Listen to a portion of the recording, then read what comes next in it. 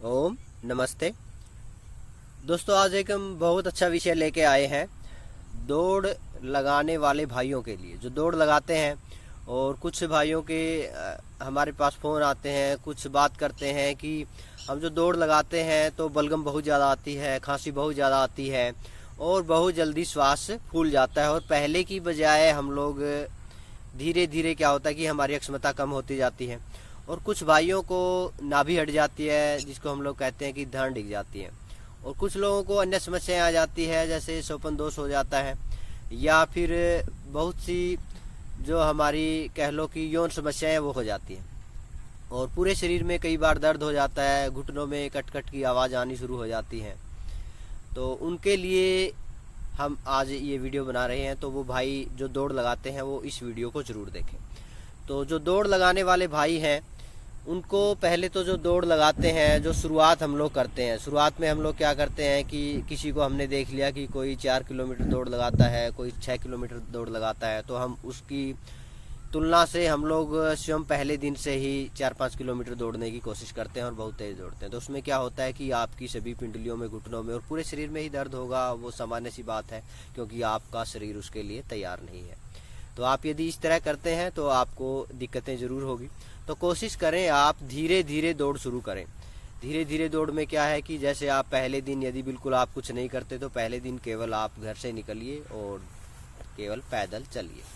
अगले दिन आप थोड़ा सा हल्का हल्का दौड़ शुरू करें, और वो भी करें, कोशिश करें आप आधा किलोमीटर या उससे भी कम। और दौड़ आपने कैसे लगानी है, कुछ लोग क्या करते हैं कि मुंह खोल के दौड़ते हैं, और कुछ लोग श्वास लेते ही नहीं ना ही छोड़ते। जब श्वास पूरा अंदर भर जाता है, अपने आप जब शरीर थक जाता है तो छाती हमारी फूल जाती है, फिर अपने आप वो बाहर निकालती है। तो आप कोशिश करें जैसे भस्त्रिका प्राणायाम हम लोग करते हैं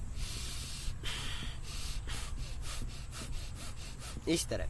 तो यदि आप दौड़ते हुए भी मुंह को बंद रखते हैं और कोशिश करें ये भस्त्रिका प्राणायाम, शुरुआत में आपको दिक्कत आएगी करते हुए, लेकिन आप 1-2 दिन में देखेंगे कि आप जब ये करेंगे तो आपको बहुत अच्छा आनंद आएगा और आपका श्वास फूलेगा नहीं। आप पहले से बहुत ज़्यादा दौड़ पाएंगे। यदि आप प्रतिदिन दौड़ते हैं 2 किलोमीटर, कोई 1 किलोमीटर, कोई 4-5 किलोमीटर, तो आप ये भस्त्रिका प्राणायाम के साथ आप धीरे धीरे कोशिश करें दौड़ने की। तो आप देखेंगे कि आपकी जो दौड़ने की क्षमता है वो पहले से और बढ़ जाएगी। और साथ ही साथ में आप जो थक जाते थे, श्वास आपका बहुत जल्दी फूल जाता था, आप देखेंगे आपकी वो समस्या भी इससे दूर होगी और आप पहले की बजाय ज़्यादा स्फूर्ति महसूस करेंगे। इसका क्या प्रभाव होगा कि आपका जो दिमाग है उसका भी बहुत अच्छा संतुलन होगा, दिमागी समस्याएं आपकी दूर होंगी। कई बार आपने देखा है कि सिर में बड़ी बड़ी गांठें हो जाती हैं। यदि आप दौड़ते हुए इस भस्त्रिका प्राणायाम में आप दौड़ेंगे तो सिर की हर तरह की गांठें भी आपकी दूर होंगी। और जो आपकी पिंडलियां भर जाती थी, घुटनों में दर्द होता था या छाती में आपको दर्द होता था, कफ बहुत ज़्यादा आता था, तो वो भी आप देखेंगे कि आपका ठीक होगा, नज़ला आपका दूर होगा यदि भस्त्रिका प्राणायाम से आप दौड़ते हैं। और यदि आपको कफ जैसी कोई इस तरह की समस्या है तो आप ये बैठ के भी अभ्यास करें भस्त्रिका प्राणायाम, कपालभाति का, उज्जयी प्राणायाम जरूर करें, तो अपने आप आपकी कफ सारी निकल जाएगी। या फिर आप कुंजल क्रिया करें, सुबह सुबह उठ के आप फ्रेश होने के बाद मल मूत्र आदि से निवृत्त होकर पानी पिए गुनगुना, जिसमें थोड़ा सा सेंधा नमक डाल लें, ज़्यादा से ज़्यादा पिए और उसकी आप उल्टी कर दें, जिसको हम लोग कुंजल क्रिया कहते हैं। तो आप यदि ये करते हैं तो अपने आप आपकी कफ सारी बाहर आ जाएगी और आपको दौड़ते हुए कफ नहीं होगी। यदि आपको ज़्यादा समस्या है तो आप तुलसी चवरस ले सकते हैं, या फिर तुलसी के 5 से 7 पत्ते 1 गिलास पानी में आप उबाल लें, और जब वो आपका आधा रह जाए तो उसको आप दिन में 2 से 3 बार एक ढक्कन 10 से 15 ml आप पीना शुरू कर देंगे तो आपकी कफ धीरे धीरे समाप्त हो जाएगी। या फिर आप सुबह सुबह 2 से 3 काली मिर्च आप चबाएं और 1 गिलास पानी पी लें तो आपकी सारी कफ की समस्या दूर होगी। या फिर आप काली मिर्च का पाउडर बना लें, आधी से भी जब वो कम रह जाए तो आप शहद के मतलब जो आपका 1/4 भाग चम्मच है काली मिर्च का पाउडर वो लें और उसमें थोड़ा शहद मिला लें, तो इससे आपकी कफ की समस्या दूर होगी। नहीं तो आप श्वासाहारी प्रवाही ले सकते हैं, दिव्य श्वासाहारी प्रवाही, वो भी बहुत उत्तम है कफ रोगियों के लिए। आपकी कफ दूर हो जाएगी, फिर आपको दौड़ने में किसी तरह की कोई दिक्कत नहीं होगी। नहीं तो आप अपने घर में, रसोई घर में आप कोशिश करें दालचीनी ले लें। दालचीनी का पाउडर आप चम्मच का चौथाई भाग शहद के साथ मिला के यदि लेते हैं तो आपकी इससे भी कफ दूर होगी। नहीं तो रात को सोते हुए हल्दी आप यदि डाल के पीते हैं तो उससे भी आपकी कफ की समस्या दूर होगी। अब दौड़ते हुए यदि आपको लगता है कि धीरे धीरे आपके शरीर में कमजोरी आनी शुरू हो जाती है, नाभि डिगना शुरू हो जाती है, तो उसके लिए क्या करें। यदि आप पहले नाभि का लेते हैं, यदि नाभि ना डिगे उसके लिए आपको क्या करना है कि जैसे ही आप दौड़ने के बाद आते हैं और आप कुछ मान लो कुछ भाई एक्सरसाइज करते हैं, दंड लगाते हैं, योग करते हैं, तो उसमें यदि आप योग करें या जो योग नहीं भी करते तो आप मयूर आसन का अभ्यास ज़रूर करें। इसके ऊपर हम एक वीडियो डालेंगे क्योंकि आपके लिए कोई ज़रूरी नहीं है, आप यदि अभ्यास नहीं करते आपको पहली बार में मयूर आसन बिल्कुल नहीं होगा। तो आप सामान्य से अभ्यास कर सकते हैं जिसमें आपके घुटने भी नीचे रहेंगे, पाँव भी नीचे रहेंगे, केवल आपकी जो दोनों कोहनियाँ हैं वो नाभि के दोनों ओर आ जाए। तो आप देखेंगे इससे आपकी नाभि यदि हट भी गई है तो वो अपने आप ठीक हो जाएगी और आगे कभी भी आपकी नाभि नहीं हटेगी, धड़ नहीं डिगेगी। इसमें 2 अभ्यास और भी आप कर सकते हैं। यदि मयूरासन शुरुआत में ना हो, उतान पादासन करें, रीढ़ केबल लेट जाएं और 1-1.5 फुट दोनों पाँव को आप उठा लेते हैं, ये उतान पादासन है। दूसरा आप इसमें नौकासन कर सकते हैं, वो आपकी नाभि चाहे कहीं भी हो, ऊपर हो नीचे हो, तो उससे भी आपकी नाभि बिल्कुल मध्य में आ जाएगी। नाभि जो डिगने की समस्या है, धड़ की समस्या है, वो आपकी बिल्कुल ठीक हो जाएगी।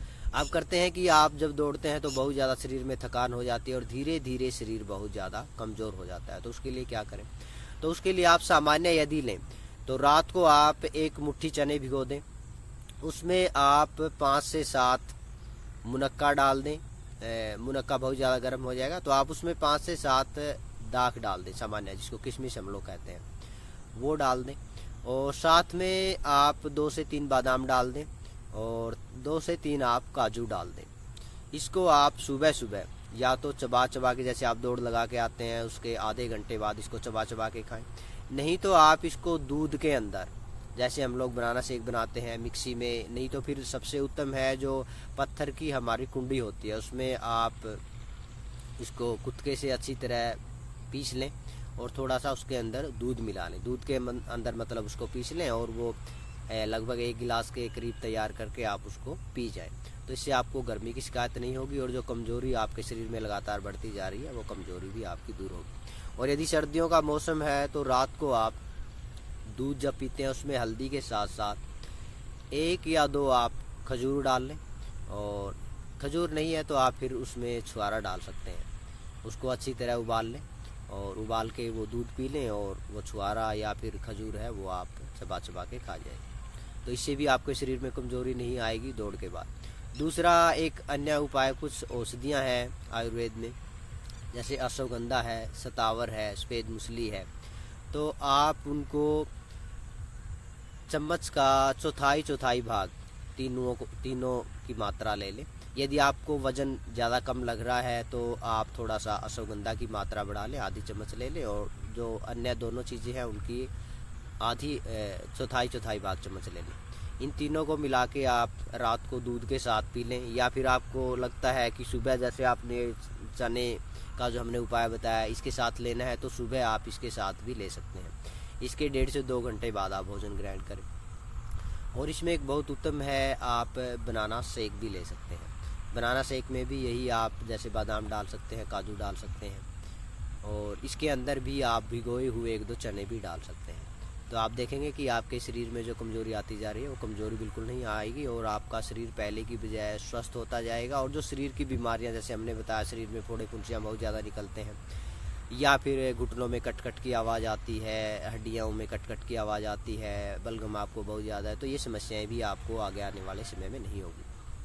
और यदि आपको घुटनों में ज़्यादा कट की आवाज़ आती है तो आप कैल्शियम की मात्रा भोजन में लें, जैसे दूध की मात्रा आप थोड़ा सा बढ़ा लें, और इसके साथ आप जो चने हमने बताया है उनको फिर आप अंकुरित करना शुरू कर दें। यदि ज़्यादा आपको समस्या है तो जैसे जैसे आप अंकुरित चने आप लेना शुरू करेंगे तो आपकी वो कट की आवाज़ बंद हो जाएगी। इसके साथ आप बुझा हुआ चूना 1 या 2 बूंद के करीब आप सुबह और 2 बूंद के करीब आप शाम को भोजन से 2 घंटे के करीब पहले ले लें, तो आपकी वो सारी समस्याएं आपकी दूर होगी और आपके जो जोड़ों के दर्द हैं, दौड़ की वजह से शरीर में थकान होती है, वो भी नहीं होगी। एक दूसरा उपाय है जो हमारी नेचुरोपैथी विधि है, उसमें क्या है कि हम लोग चिकित्सा करते हैं गर्म पानी से, ठंडे पानी से। यदि आपको इस तरह की दिक्कत है तो गर्म पानी की आप पट्टियाँ बनाएं, और वो जहाँ पे भी आपको लगता है कि यहाँ दिक्कत है वहाँ पे आप पट्टी बांध के और थोड़ा थोड़ा पानी आप गर्म डालते जाएं, या फिर आप के कपड़े को तवे से सेक के और वो कपड़ा आप गर्म कपड़े से सिकाई कर लें। दूसरा इसमें है कि आप अच्छी तरह पाँव में यदि दर्द है तो पाँव को दबाएं, पिंडलियों में दर्द है तो पिंडलियों को दबाएं, यदि जंघा के पास दर्द है तो वहाँ पे आप अच्छी तरह दबाएं। जैसे हम लोग पहले बुजुर्गों को की पिंडलियाँ दबाते थे और उनको नींद बहुत अच्छी आती थी और थकान पूरे दिन की दूर हो जाती थी। तो आप इस तरह पूरे शरीर की मालिश कर सकते हैं, दबा सकते हैं। दूसरा एक है चुंबकीय चिकित्सा। चुंबकीय चिकित्सा में क्या होता है कि वो आगे आने वाली वीडियो में हम आपको चुंबक भी दिखाएंगे। तो चुंबक का आप एक माला सी बना लें, जहाँ पे भी आपको दर्द है दौड़ की वजह से या अन्य भी किसी वजह से दर्द है, तो उस माला को आप वहीं पे अच्छी तरह पहन लें, तो आप देखेंगे आपका दर्द 2 से 3 घंटे के अंदर बिल्कुल दूर हो जाएगा। तो यदि दौड़ लगाने वाले भाई इस चीज़ का, इस भोजन का, इस आयुर्वेदिक जड़ी बूटियों का या इस भस्त्रिका विधि का प्रयोग करते हैं, तो आप देखेंगे कि आपको दौड़ लगाने में कोई भी दिक्कत नहीं आएगी, शरीर में कहीं भी दर्द नहीं होगा, और जो धड़ नाभि डिगने की समस्या या यौन समस्याएं भी हो जाती है तो वो सभी तरह की समस्याएं आपकी दूर होंगी। और यदि फिर भी आपको लगता है कि हमें समस्याएं ज़्यादा है तो फिर आप हमसे फ़ोन पे भी बात कर सकते हैं। हमारे नंबर हैं 94 667 34 555 70 153 21 808। और हमारा जो ये चैनल है भारतीय आयुर्वेद, आप इसको सब्सक्राइब करें, लाइक करें, और आगे आने वाली वीडियो में भी हम आपको बताते रहेंगे कि आप किस तरह अपने शरीर को स्वस्थ बनाएं, मजबूत बनाएं। तो आप आने वाली वीडियो यदि आप देखना चाहते हैं सबसे पहले तो चैनल को, भारतीय आयुर्वेद चैनल को सब्सक्राइब जरूर करें। ओम नमस्ते।